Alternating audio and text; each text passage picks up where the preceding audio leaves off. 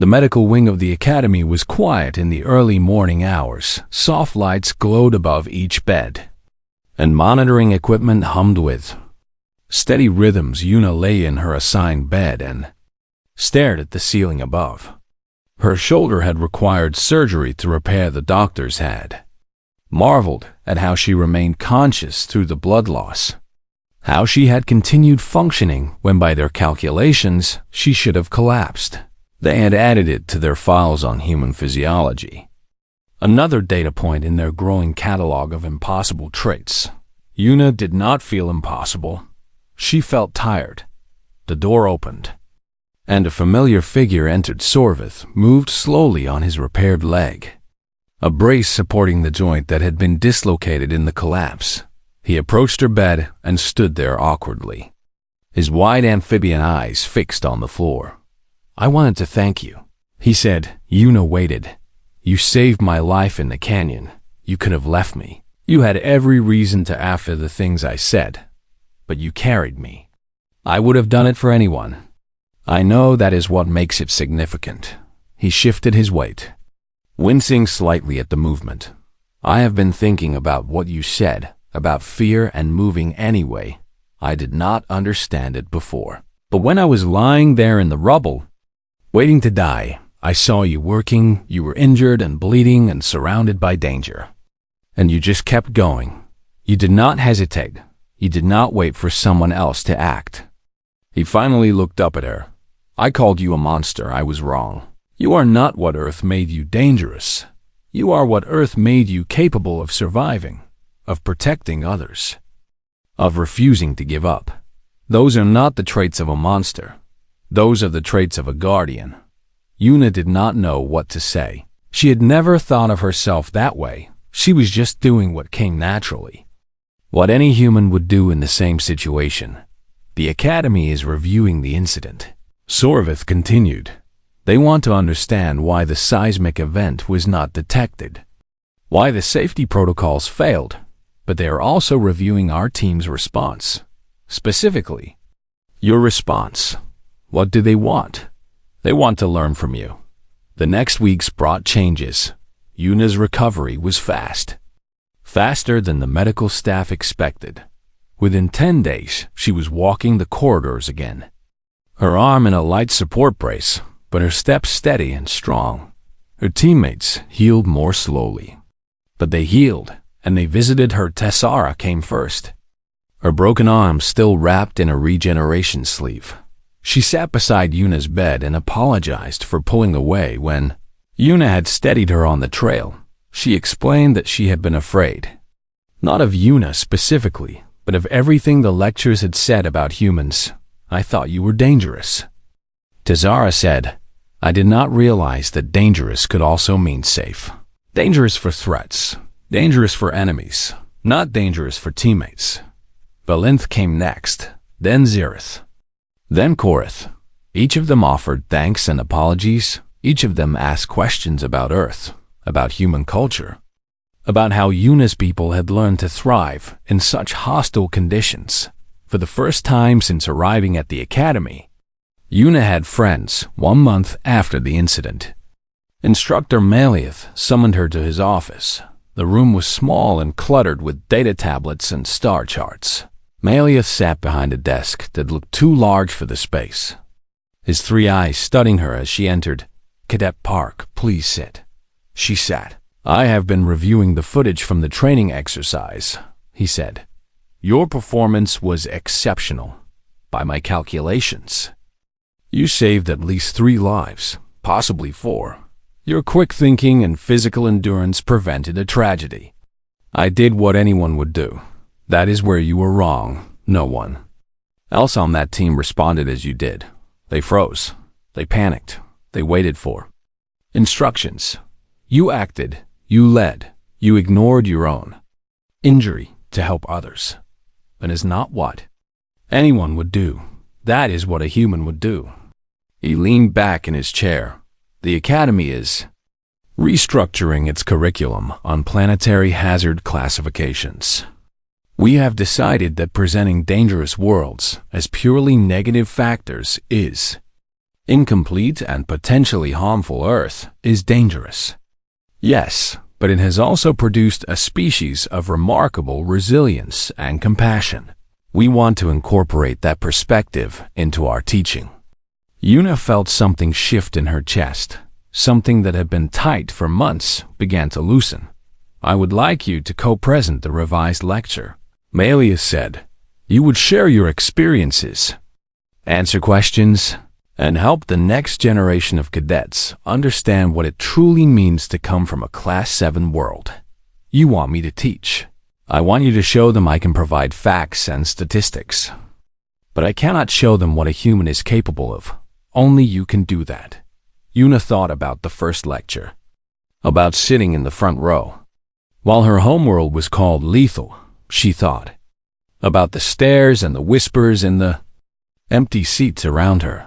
She thought about Sorvith, calling her a monster and then calling her a guardian. Yes, she said, I will do it. The new cohort of first-year cadets filled the lecture hall. The seats rose in tiers toward the dome ceiling, just as Yuna remembered 300 faces from dozens of species watched the display above with curiosity and nervousness. Yuna stood at the center of the room beside Instructor Malleus. She wore her cadet uniform with the insignia of her cohort, and her shoulder was healed now, marked only by a faint scar that she had chosen not to have removed.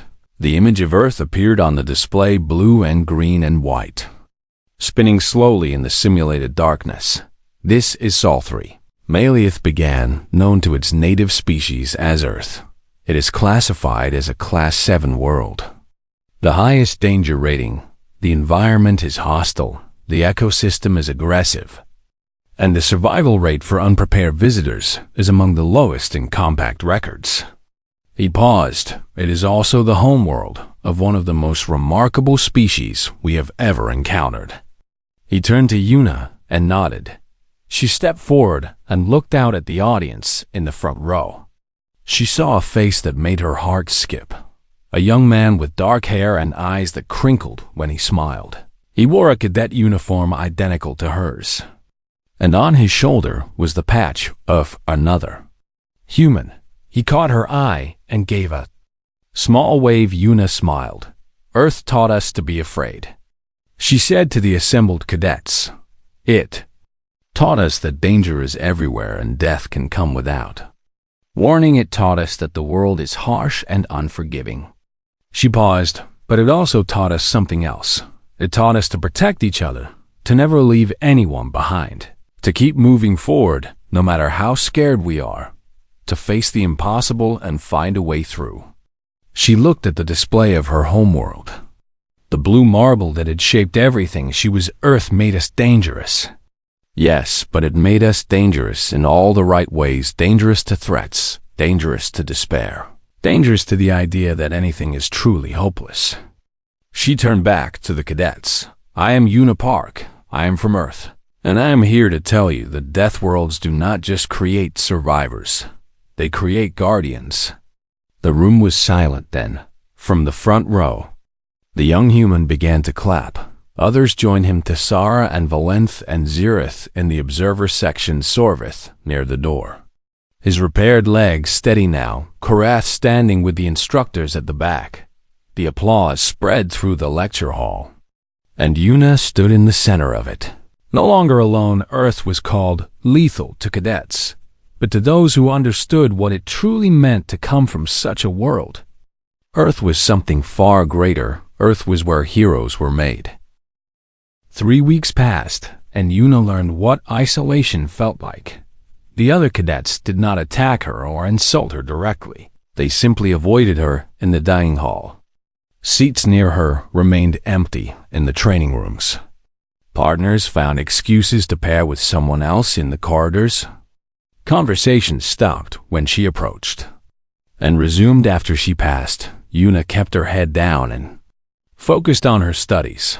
She had come to the academy to prove that humans belonged among the stars. She refused to let whispers drive her away.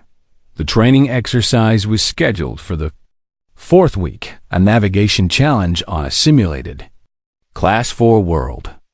Designed to test survival skills and teamwork, the entire first-year cohort was divided into teams of 6 and transported to separate zones on the training planet.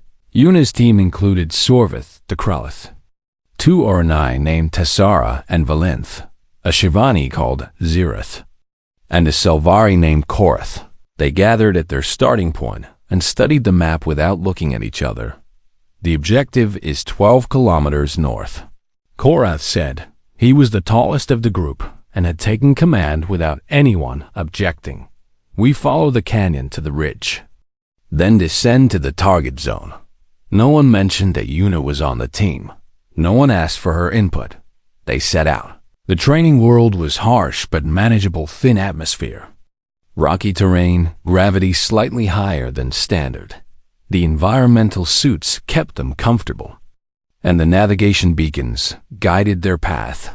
Yuna walked at the back of the group. She watched the others struggle with the terrain and said nothing when Tessara slipped on loose gravel. Yuna caught her arm and steadied her. The Ornai pulled away quickly and did not thank her. 4 hours into the exercise, they reached the canyon. The walls rose around them, jagged and unstable. The path narrowed, forcing them to walk single file. Yuna felt uneasy. Something about the rock formations looked wrong. The striations in the stone seemed fresh, as if the canyon had been carved recently.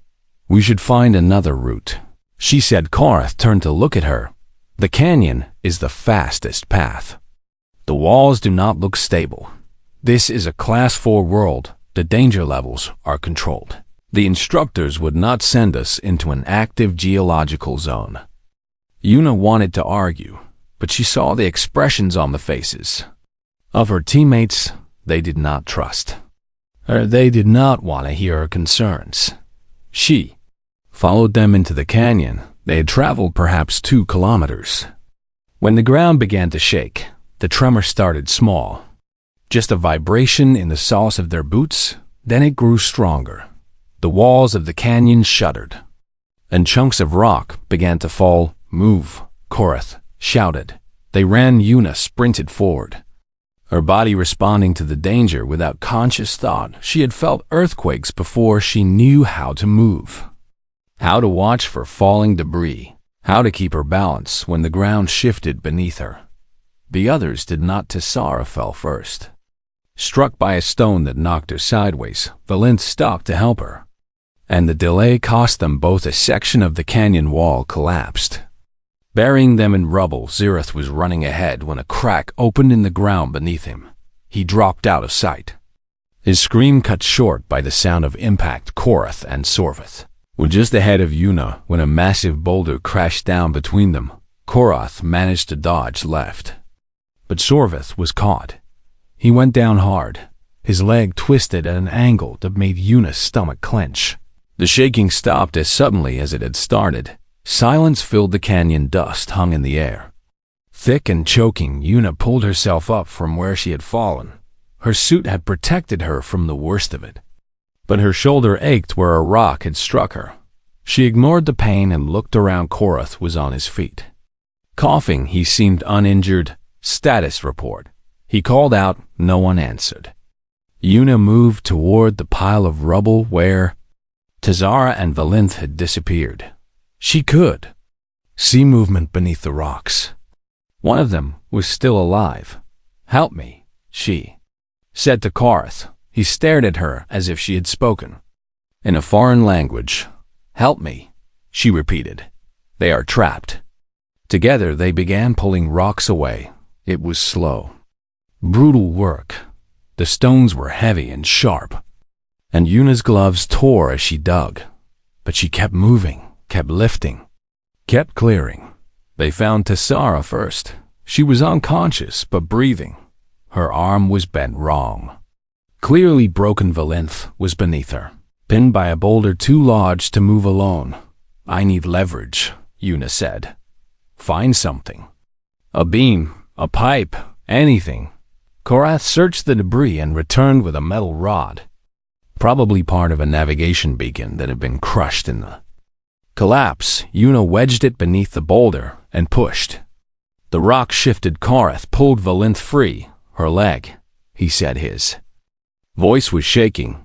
I can see bone. Yuna looked. The injury was severe, but it was not immediately fatal. She had seen worse on Earth in news footage of disasters.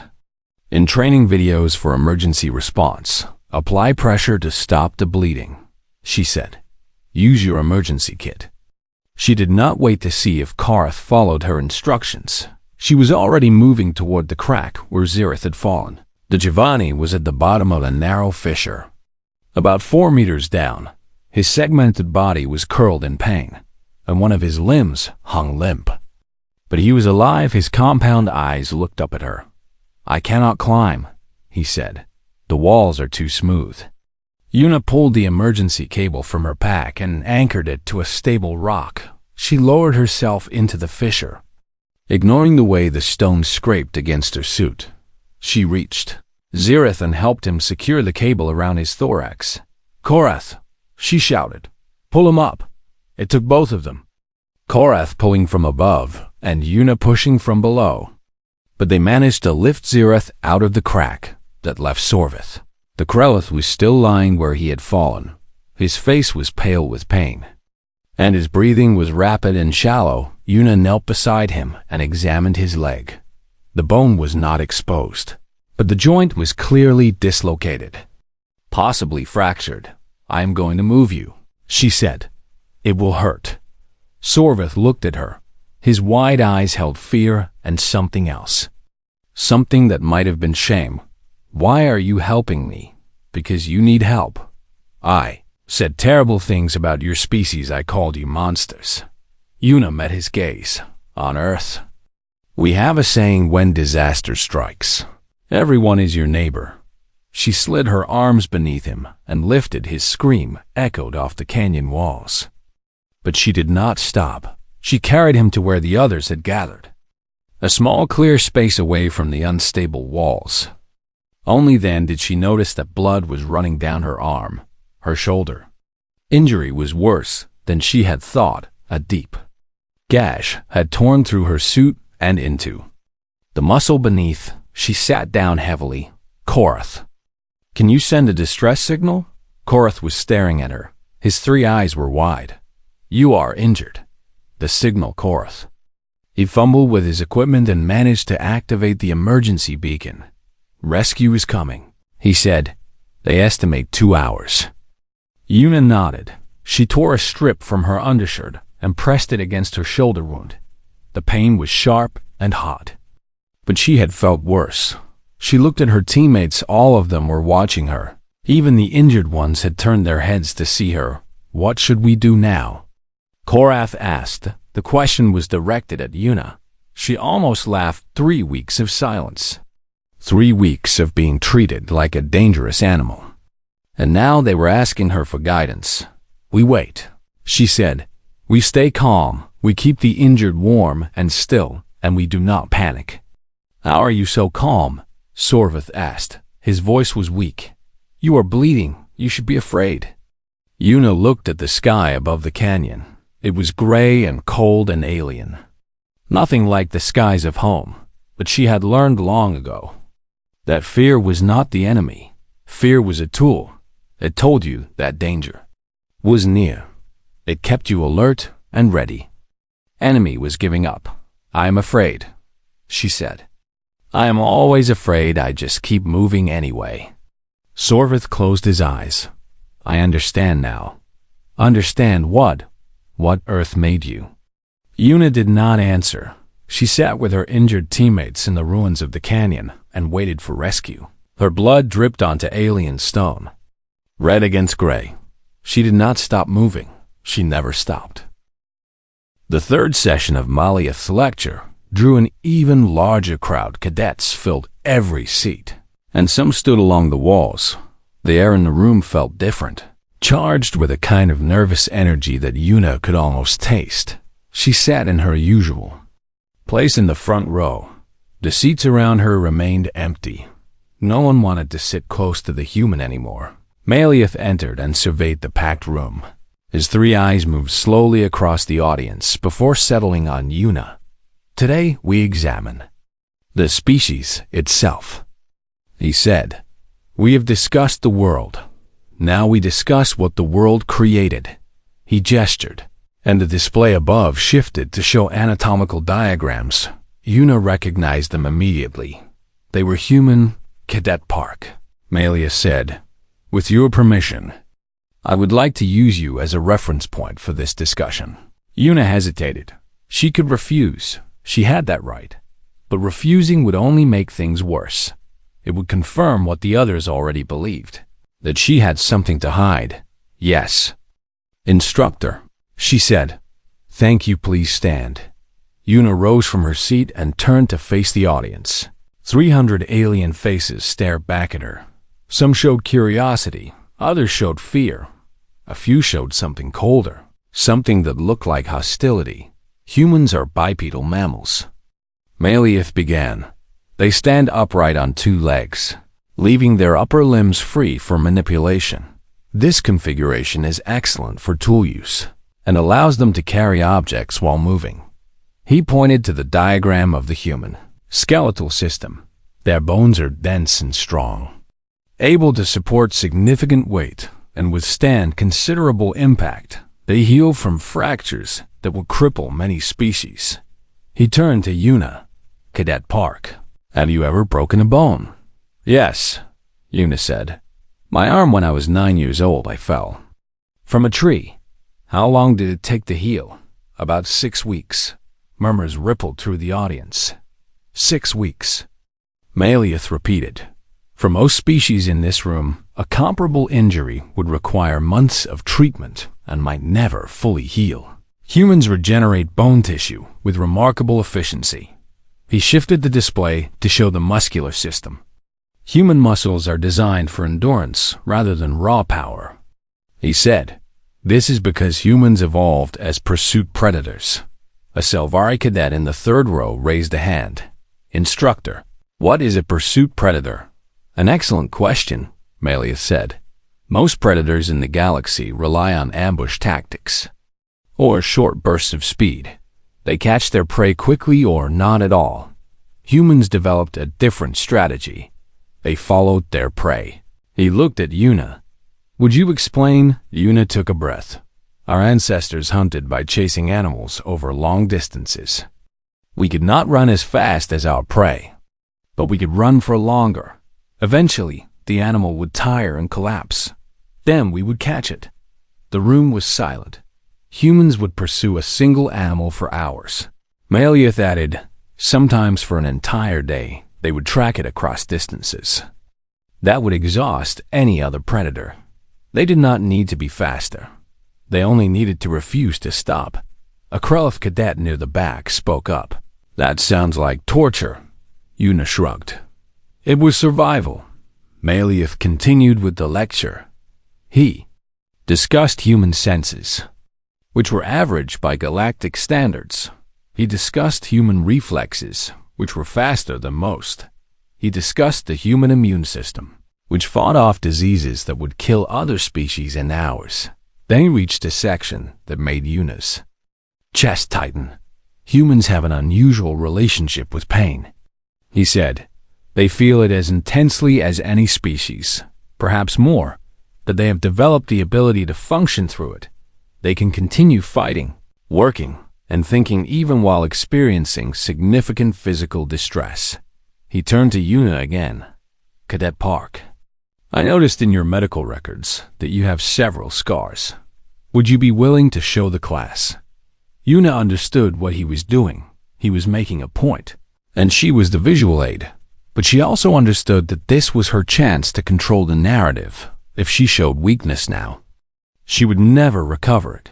She pushed up the sleeve of her uniform and held out her left arm. A pale scar ran across her forearm, about 10 centimeters long. I got this when I was 12, she said.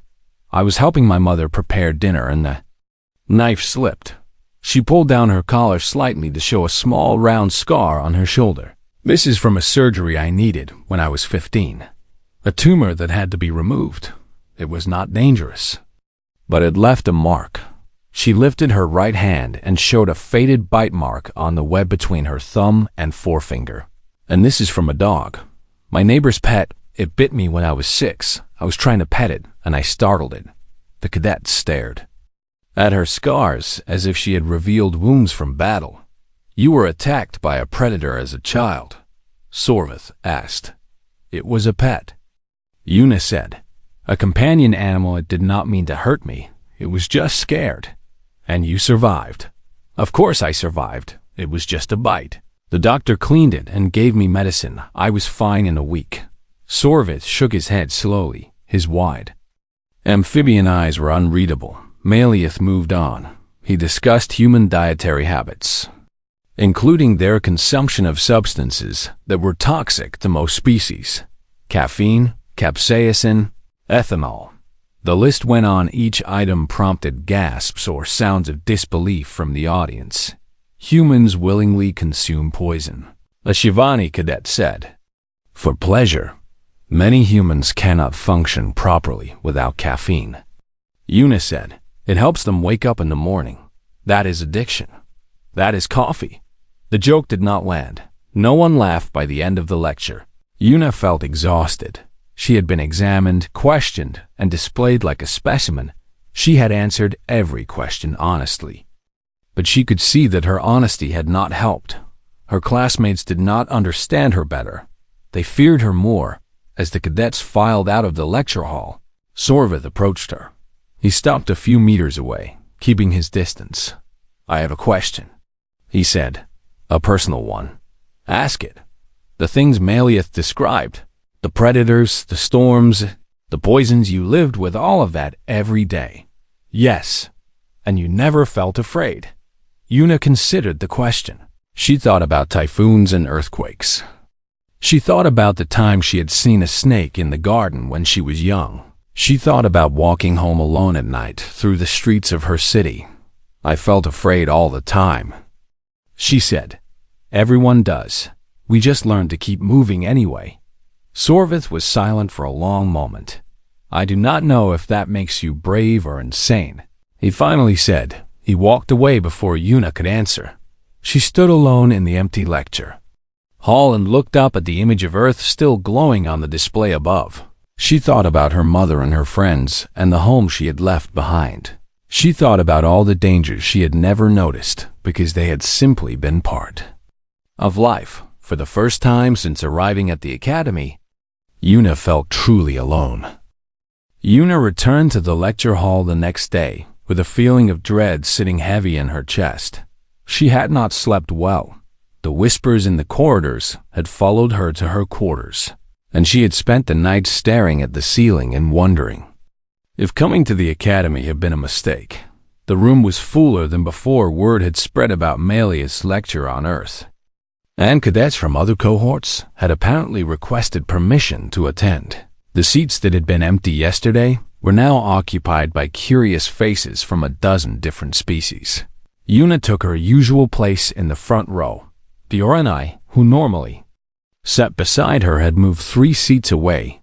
Malleus entered with his ancient tablet and stood at the center of the room. He looked up at the expanded audience and showed no surprise.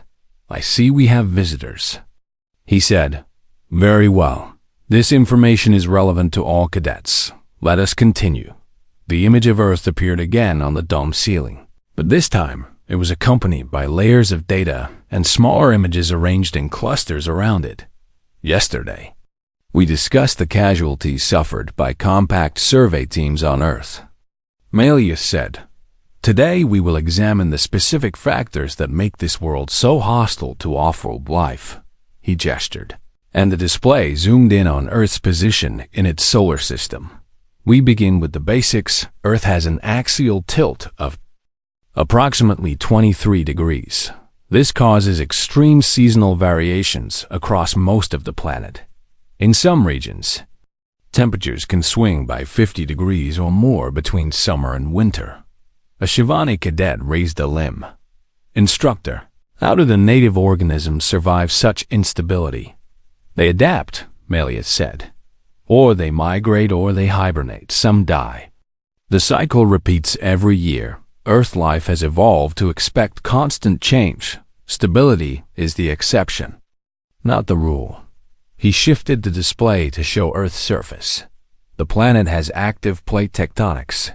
The ground itself moves, earthquakes can strike without warning, and volcanic eruptions release toxic gases and molten rock. The compact survey. Team's fourth casualty was nearly caused by a minor seismic event that would barely register on most geological scales. The cadets murmured among themselves. Yuna kept her eyes forward. The atmosphere is approximately 21% oxygen. Malieth continued.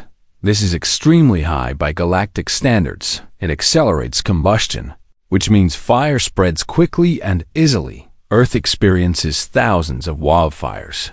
Every year, some burn for months.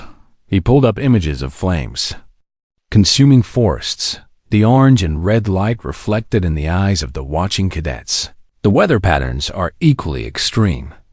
Malieth said, electrical storms generate millions of lightning strikes daily. Hurricane winds can exceed 300 kilometers per hour. Tornadoes tear paths of destruction across the landscape. Floods reshape entire regions. Water falls from the sky on a regular basis, sometimes as frozen chunks of ice. A Krelith cadet made a sound of disbelief. Frozen water falling from the sky. The humans call it hail. Malieth said, it can be large enough to cause injuries and property damage. This is considered normal. Yuna remembered hailstorms from her childhood in Bizan. She remembered running inside with her mother, laughing as the ice bounced off the pavement. It had never seemed dangerous. It had seemed exciting. Malieth shifted the display again. And now images of Earth's animals began to appear. We now examine the biological hazards, he said. Earth's ecosystem is one of the most aggressive ever documented. Predators exist in every biome. The oceans contain creatures capable of swallowing a shovel whole. The forests hide ambush hunters with claws and teeth evolved for killing. The smallest organisms are often the most dangerous. He showed images of sharks and wolves and tigers.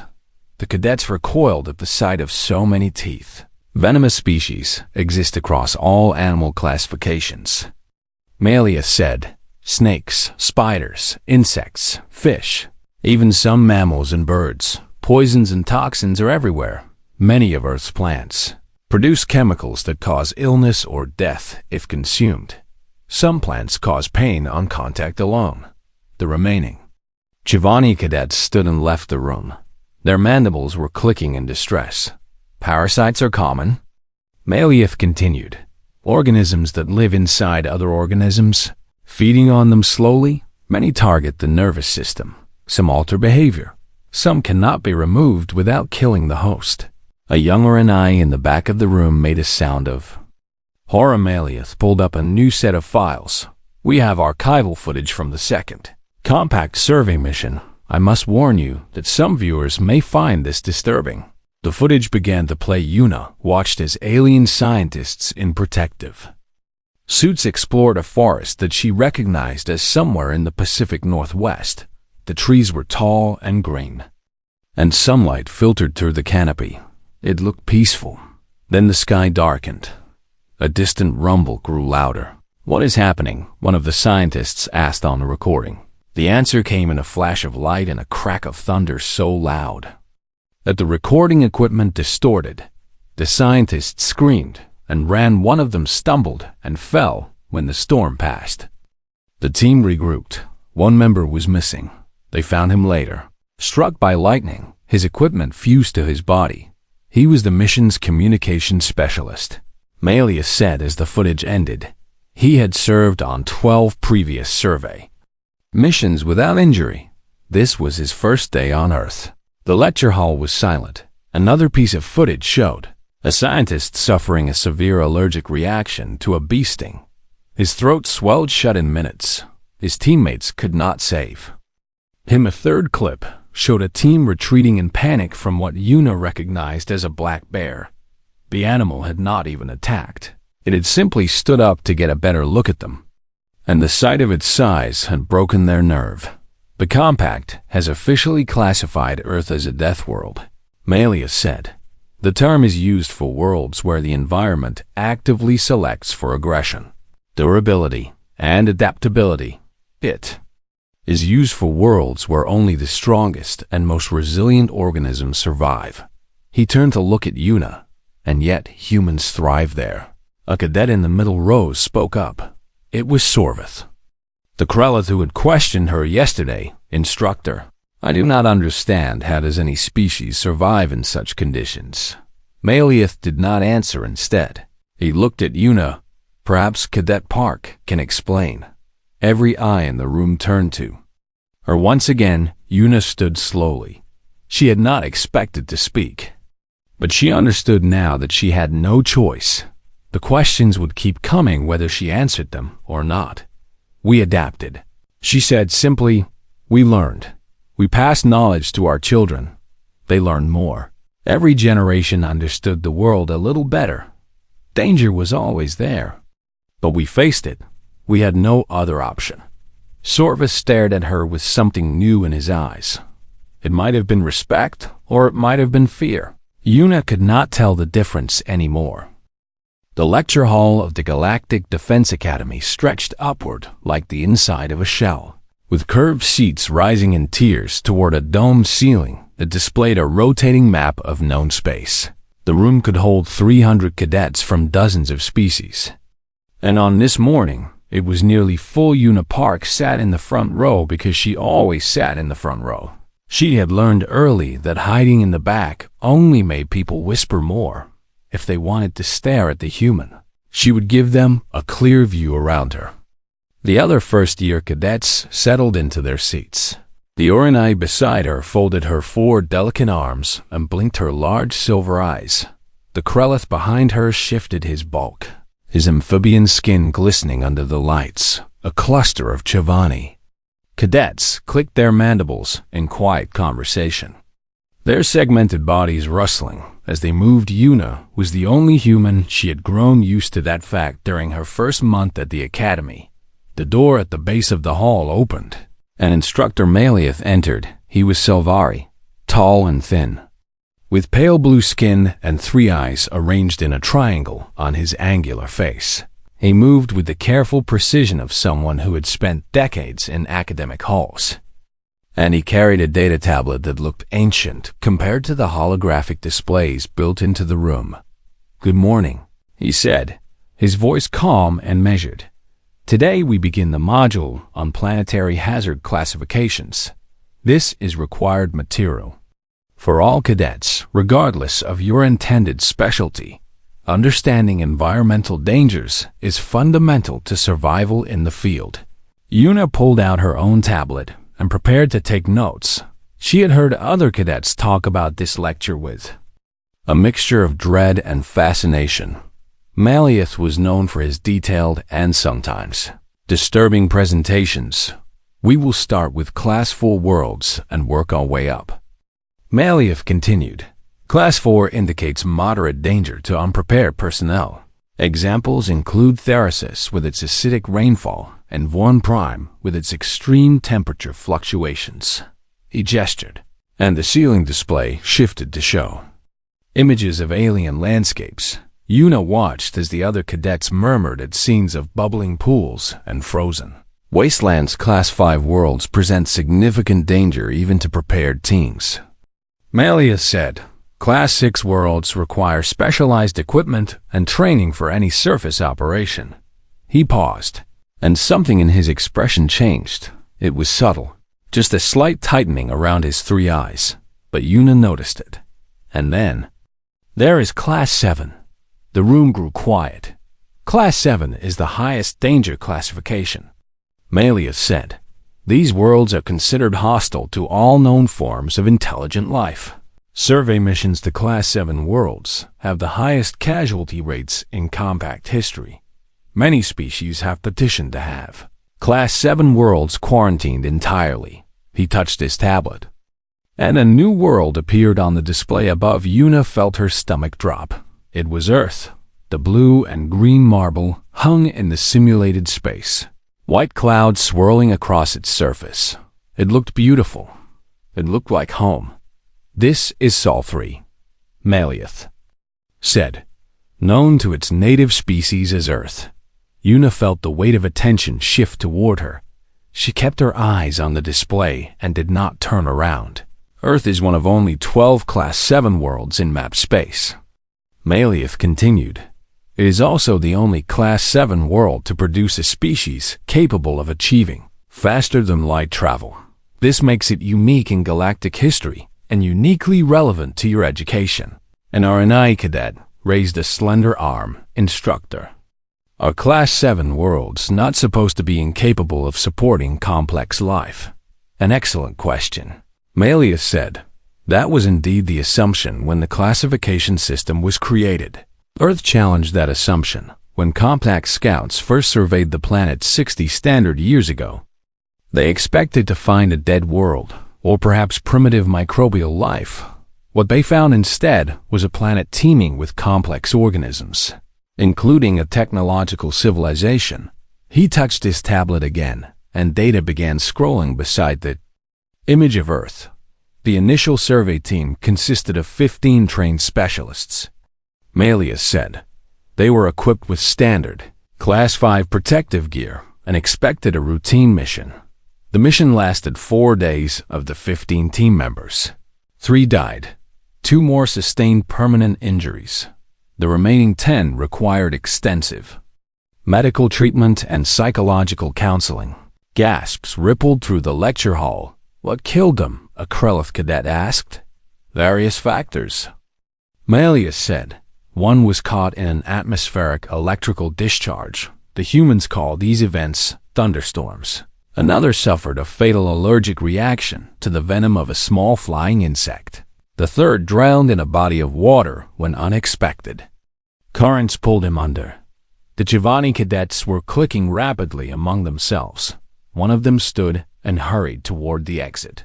Una watched her go and understood a species that resembled insects probably did not want to hear about flying creatures with venom. This brings us to an important statistic, Malleus said. In the 60 years since first contact, the Compact has sent a total of 47 assessment and research teams to Earth. A total of 212 personnel. 31 of those personnel did not return alive. 87 more were injured seriously enough to end their careers. He paused to let the numbers settle. Earth holds the record for the highest cadet fatality rate during any species. First contact assessment period. Now Una could feel every eye in the room on her back. She kept her posture straight and her expression neutral. Her hands were steady on her tablet even though her heart was beating fast. Cadet Park. She looked up to find Malleus' 3 eyes fixed on her. Yes. Instructor. You are from Earth. It was not a question. He already knew the answer. Everyone in the room already knew the answer. Yes. Instructor. How does it feel to hear your homeworld described this way? Una considered the question carefully. The other cadets had gone completely silent. She could hear the soft hum of the environmental systems and nothing else. It feels strange, she said. I grew up there. I never thought of it as dangerous. It was just home. Malleus nodded slowly. That is precisely what makes Earth so fascinating and so deadly to you. It is normal. To everyone else in this room, it is a nightmare. He turned back to the class. In our next session, we will examine the specific environmental and biological hazards of Earth in detail. I encourage you to review the preliminary materials I have uploaded to your tablets. The session ended, but no one moved. The cadets remained in their seats, staring at the image of Earth still rotating above them. A Krelith cadet behind Una leaned forward. His name was Sorvith, and she had spoken to him a few times in the dining hall. He had seemed friendly enough. Is it true? He asked quietly. Is it really that dangerous? Una turned to look at him. His wide amphibian eyes were filled with genuine curiosity and something that might have been fear. I do not know how to answer that, she said. I have never lived anywhere else. She gathered her things and stood. The other cadets parted to let her pass, and she walked out of the lecture hall alone. Behind her, She heard the whispers begin.